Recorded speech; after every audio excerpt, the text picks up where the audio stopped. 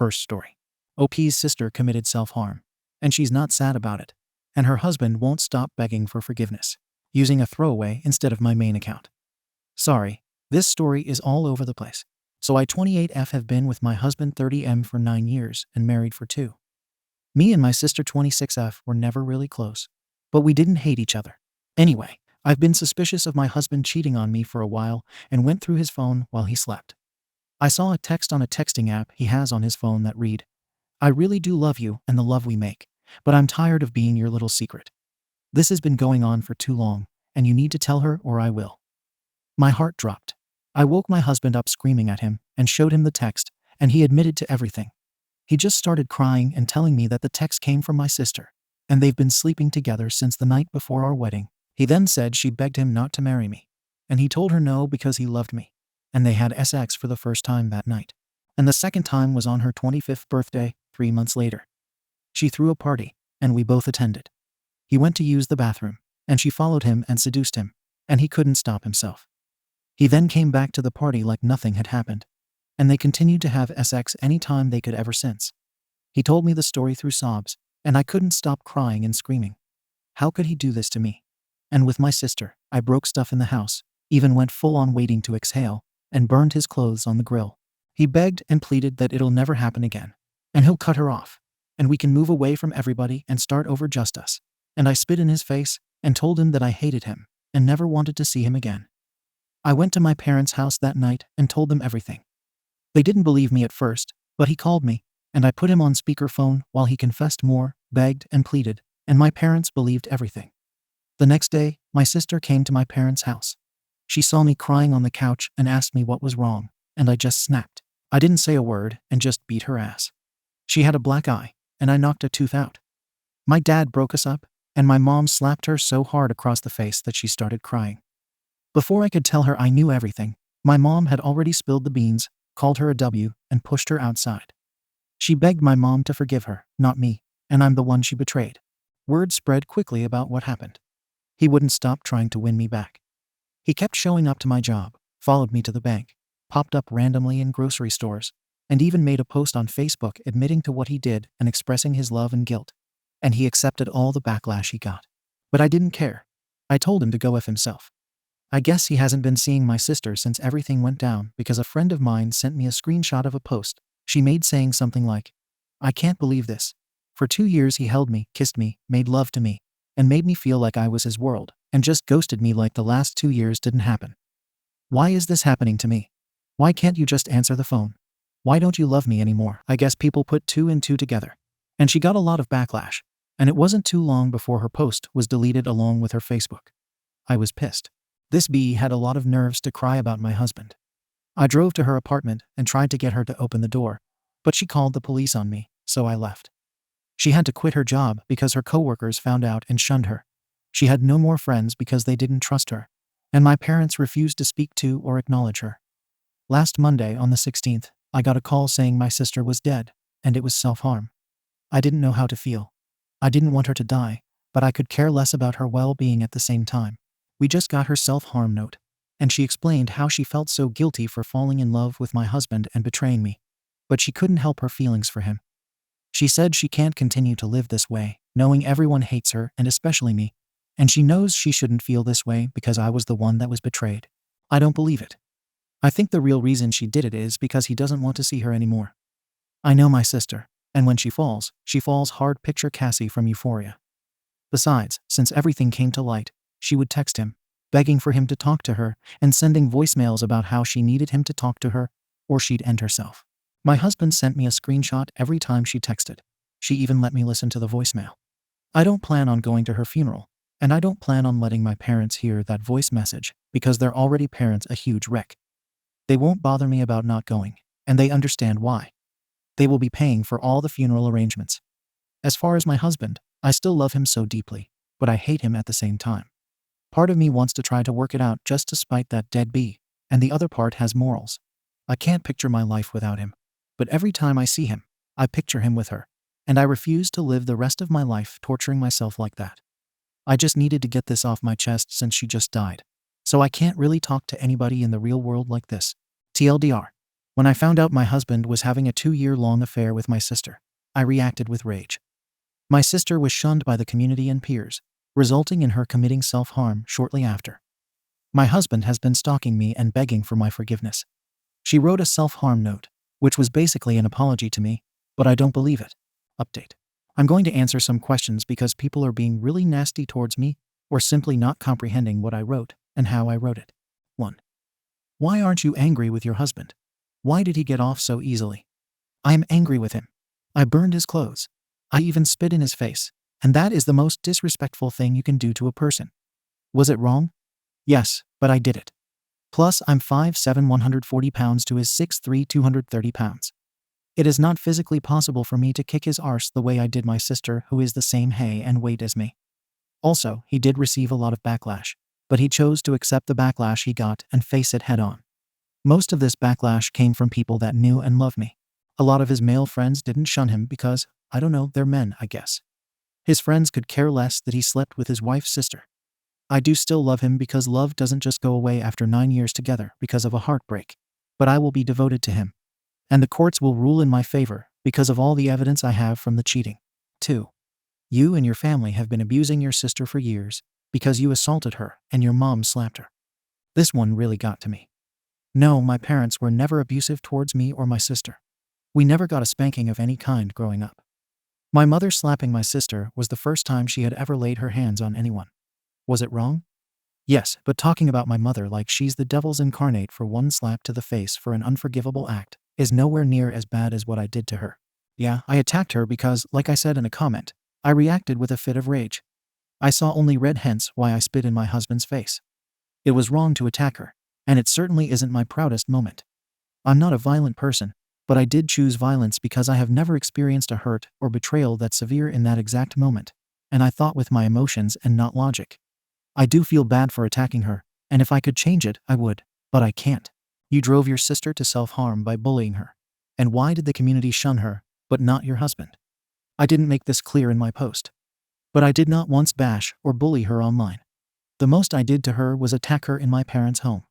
I was not behind any backlash she received for her actions. Did I try to stop the backlash? No, I didn't. I knew it was going on and didn't care to stop it or defend her. I was not going to defend her for sleeping with my husband. I thought she should deal with the consequences of her actions. I guess the real reason for that, even though I can admit it, is because women are always the first to be slaughter-shamed. If you sleep with your sister's husband, you're a W. If a man sleeps with his wife's sister, then he's a cheater. I hate double standards as much as the next person, but people will always act like it, whether we like it or not. And no, she never tried to text or reach out to me to explain why she did it or apologize, which is the main reason I didn't believe the note. 4. You went to her apartment. What were you going to do if she opened the door? I know what I would not have done. I had no intentions of attacking her physically again. I did that already. But I did have questions. I wanted to know why, how long, and what he was not telling me that she could. I asked all these questions on the outside of the door, but I don't blame her for not opening the door because I wasn't knocking softly or asking my questions in a very nice tone. Once again, I had no intention of assaulting her again. And the reason I used a throwaway with a random avatar is because the same people who shunned her are the same people who believe she was truly sorry because ending herself proves it. So I can't vent to everyone in the real world. Yes, my sister is dead. No, the grief hasn't hit me yet. My husband isn't the only one who broke my heart and trust. My sister did too. She wasn't some random woman who didn't know he was a married man. She was my blood sibling who attended our wedding, slept with him the day before my wedding, and continued to do so. Call me evil all you want, but I don't believe she was sorry for what she did to me.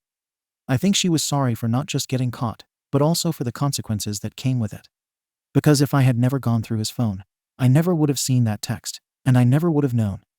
This could have gone on with them for another 2+ years without me knowing a thing. She would still be alive, yes, but she was screwing my husband while waiting to have him all to herself. Also, I did type something really harsh. I am not going to retype it, but I do still love my sister, just as I still love my husband. But I won't be forgiving him for what he did to my family. And I'm not sure how anybody honestly got from my lack of grief that I was celebrating my sister's death. No, I am not glad she died, but I am not sad that grief will hit sooner or later. I don't know when, but it will. And I made the decision to attend her funeral tomorrow. I'm not going with the intention of ruining everyone with a full-blown tantrum. People read a few sentences and think they know what type of person I am. Second story. OP wants her mother to feel regret about her way of raising her. I'm 29F taking care of my mother 59F. My younger siblings are still studying at the university. I'm the eldest as well as the only one with a stable income. I'm also helping to pay for most of the bills. My father died when I was 6, and my mother never remarried and worked hard to support all of her children. She's retired and wants to spend her remaining years with her friends and family. She lives with me. My relationship with my mother is tenuous.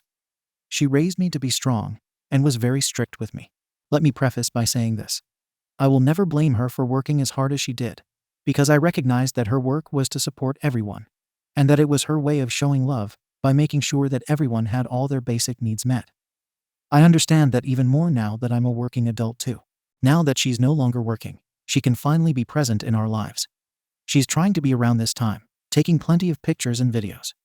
I know that this is her trying to make up for lost time, but at the same time I feel jealous, seeing my siblings getting the gentler treatment and more love than the indifference that I got. I did not even get any verbal congratulations for all of my achievements. No pictures, no videos. And yet, my siblings got it all. It's not my siblings' fault.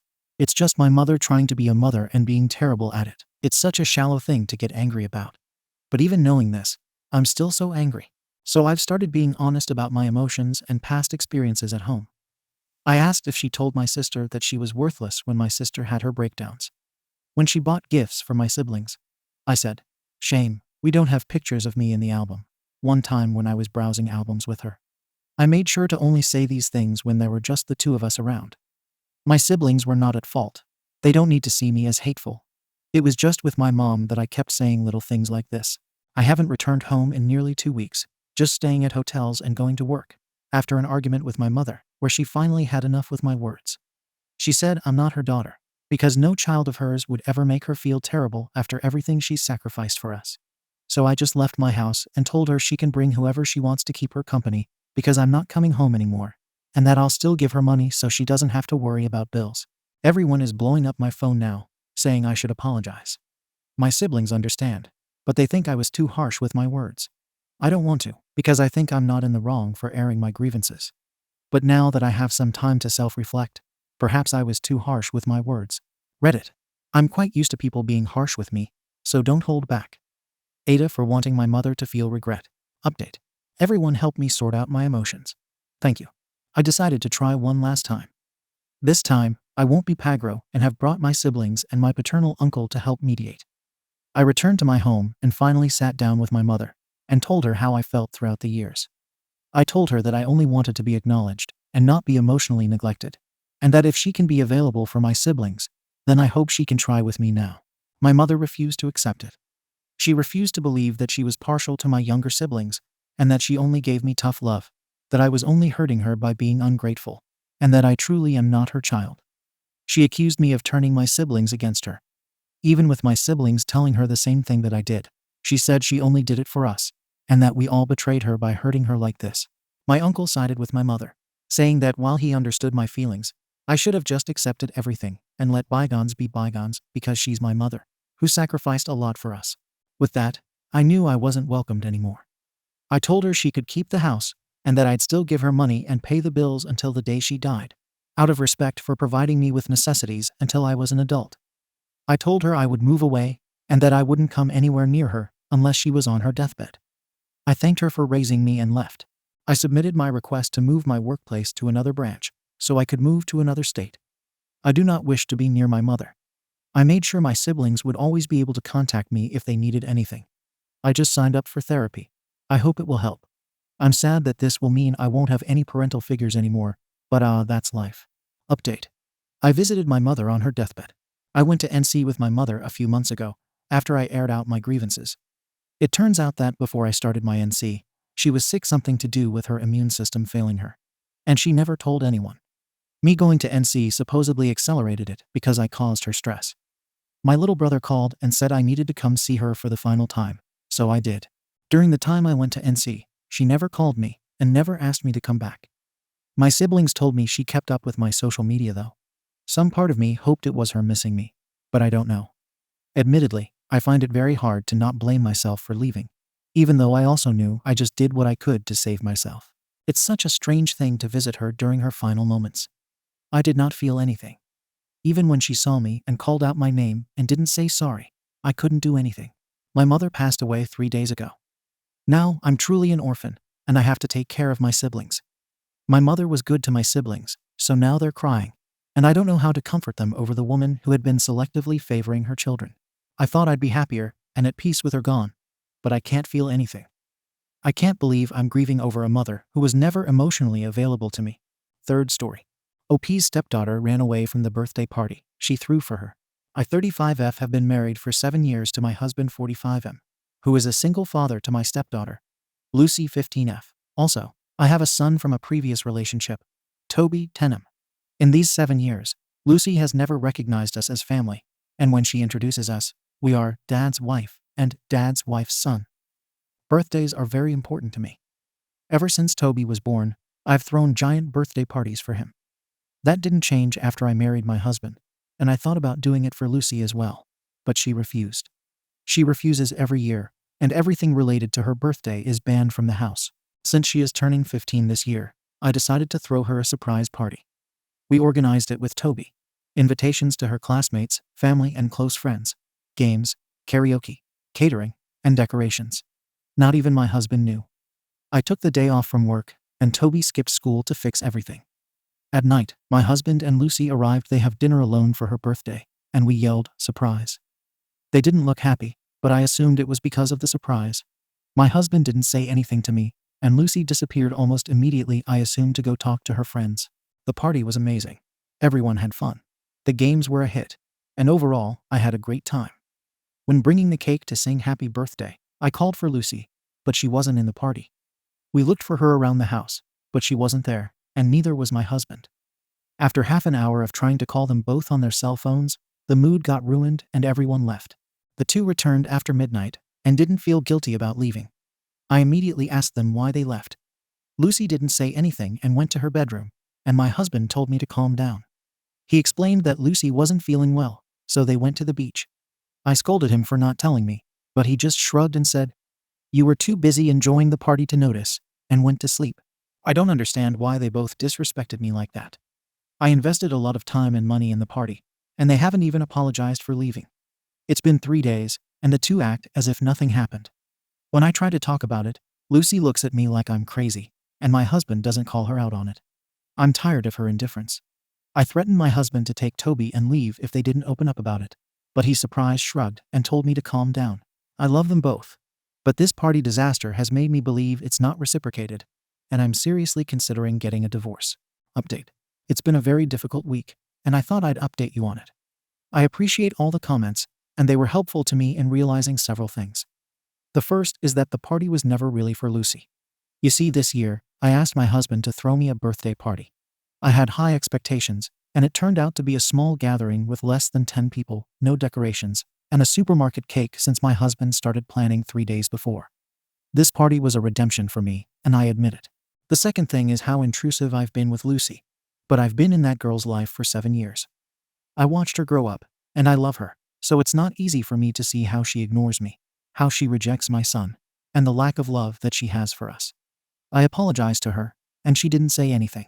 2 days after my first post, a woman called, saying that Lucy didn't attend her therapy session that week.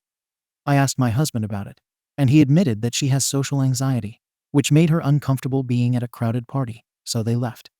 That broke my heart. I asked my husband why he didn't tell me, and he said, "She didn't want me to tell you, so I didn't." I couldn't believe it. Last Friday, I got the bill for the party. It was more expensive than I thought, around 5 figures, and I discussed it with my husband.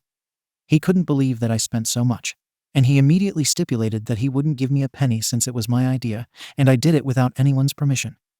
We fought about it since I don't have that much, and he was adamant.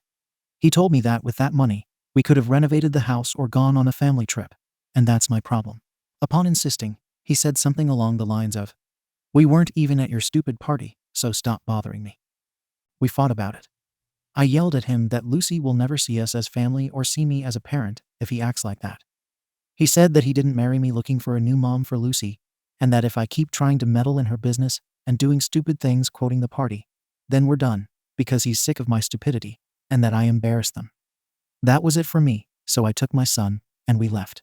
I haven't received a single call from him. I saw on social media that they went out to dinner. Lucy quoted, "A good family time," and they both looked happy. It's clear that they don't care about us. Toby is inconsolable over all of this, and so am I. My mom insists that I find a divorce lawyer. But I think I'm pregnant, not confirmed yet. And I don't want to raise another child with an absent father. Thank you for watching the video. If you are interested in listening to these kinds of stories, we've got more in store for you. Simply subscribe to our channel, hit the like button, and share it with your friends.